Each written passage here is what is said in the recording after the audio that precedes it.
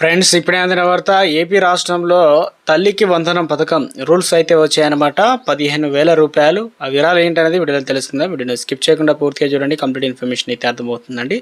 మొదటిసారి ఛానల్ వస్తే తప్పకుండా సబ్స్క్రైబ్ చేసుకొని bell button all notification activate చేసుకోండి. చూస్తున్నారు కానీ లైక్ చేయడం మర్చిపోతున్నారండి. దయచేసి లైక్ చేయండి. ఇక లేట్ చేయకుండా ఆ వివరాలకు అయితే వెళ్ళిపోదామండి. దీనికి సంబంధించిన నోటిఫికేషన్ వచ్చింది. క్లారిటీగా తెలుసుకుందాం. తల్లికి వందనం పథకం యొక్క కొత్త అప్డేట్ అయితే రావడం జరిగిందండి.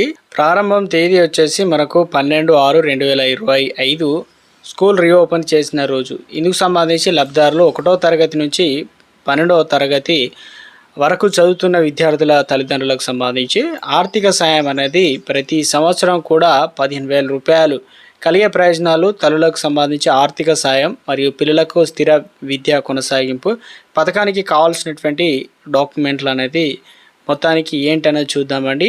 ఈ పథకానికి దరఖాస్తు చేసుకునేటువంటి దరఖాస్తుదారులు ఆంధ్రప్రదేశ్ నివాసి అయి ఉండాలన్నమాట. ఇక ప్రభుత్వ గుర్తింపు పొందిన పాఠశాలలో చదువుతూ వారు ఉండాలి. 1వ తరగతి నుంచి 12వ తరగతి వరకు అర్హులు. కనీసం 70% హాజరు కలిగి అయితే ఉండాలన్నమాట.